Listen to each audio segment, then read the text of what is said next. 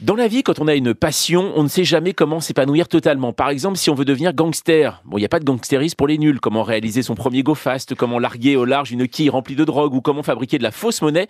Heureusement, certains ont encore le sens du service public. Bonjour Dan Franck. Bonjour. Alors, vous êtes écrivain, scénariste et vous sortez Scénario chez Grasset, l'histoire donc d'un scénariste à Marseille qui, pour l'écriture d'une histoire, va rencontrer une bande de faux monnayeurs puis voir son scénario adapté par une grosse société américaine. Avant de sortir, on va dire, écœuré un peu de cette rencontre avec même un tournage mouvementé. Je ne sais pas pourquoi, mais récemment, j'ai lu des interviews de vous parlant de Marseille, de politique, de Netflix et de critiques violentes. Les deux n'ont strictement rien à voir, non ? Ah non, pas du tout. C'est l'histoire d'un scénariste, d'un écrivain qui va à Marseille, qui rencontre une bande de faux monnayeurs, donc ça n'a rien à voir avec la D'accord. série, et qui raconte en fait la manière dont il invente une histoire à partir d'un fait réel, les faux monnayeurs. Et après, c'est l'histoire, comment est-ce que ça se passe, c'est-à-dire comment est-ce qu'un scénario devient un film, le rapport avec les producteurs, le rapport avec le metteur en scène, le rapport avec le public éventuellement. Mais vous avez vu qu'on ne peut pas s'empêcher forcément de faire un lien, parce que comme vous êtes le sais. scénariste de Marseille, Oui. la série Mais sur oui. Netflix, forcément, on imagine que ça peut être une thérapie, ce roman, ou pas ? Bon, non, parce que ça n'a rien à voir. Ouais. Enfin, ça n'a pas tout à fait à voir. Moi, ce que je voulais faire, c'était essayer d'expliquer comment on raconte une histoire, comment on invente une histoire, comment on crée un film,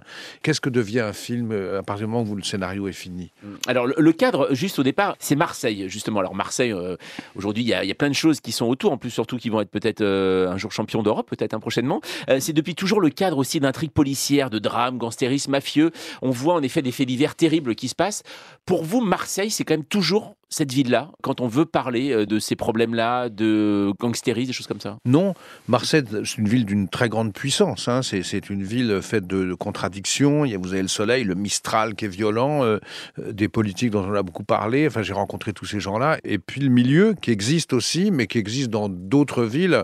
La seule chose, c'est qu'il faut rentrer dedans. Il faut rencontrer les gens. Et à Marseille, j'ai pu le faire. Donc, d'où ce livre. C'est facile de rentrer dans Marseille, justement? C'est pas facile, mais enfin, il faut qu'on obtienne la confiance des gens qui vous parlent. Ouais. Quand vous n'êtes pas journaliste, pardon, et quand vous n'êtes pas enquêteur, et que vous écoutez ces gens qui vous racontent des histoires qui sont quand même des histoires exceptionnelles. C'est quand même des gens qui sont, je dirais pas qu'ils sont fascinants, mais c'est des gens qui sont tellement extérieurs à nous-mêmes que découvrir leur monde, savoir comment ils vivent, c'est quoi la cavale, c'est quoi la fausse monnaie, d'où viennent les idées, comment est-ce qu'ils font, c'est passionnant. Vous les Pour avez un vraiment romancier- rencontrés, vous? Ah oui. Donc ça veut dire vraiment que vous avez mis votre portable sous vos fesses aussi pour ne pas être entendu, comme vous J'ai fait l'expliquez? tout ce qu'ils m'ont dit. D'accord. C'est-à-dire avec des rendez-vous secondaires, tertiaires, avec des gens qui se cachent, des gens en cavale, mais qui sont des personnages. Pour un Ouais. écrivain, moi je ne cherche pas à les juger, c'est pas mon propos, mais ce sont des personnages qui m'intéressent comme romancier.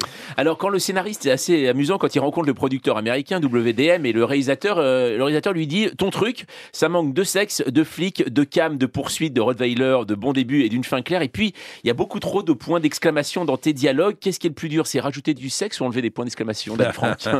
Finalement, le point d'exclamation est une forme de sexe, Oui, j'imagine, je quelque crois. part.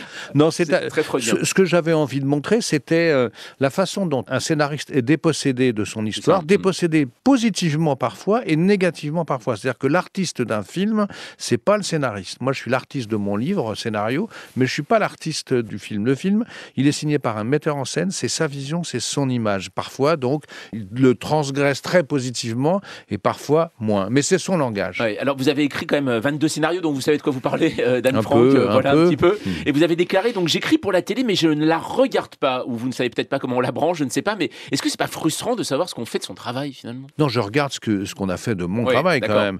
Mais la seule chose, je ne construis pas mes histoires en fonction de la télévision. Sauf qu'on n'écrit pas de la même manière quand on écrit pour TF1, pour Netflix ou pour Arte, bien entendu. Mais moi, mes règles de fonctionnement sont un peu les mêmes que celles de mes livres. C'est-à-dire, au fond, c'est les règles du feuilleton littéraire du 19e siècle. C'est exactement la même D'accord. chose.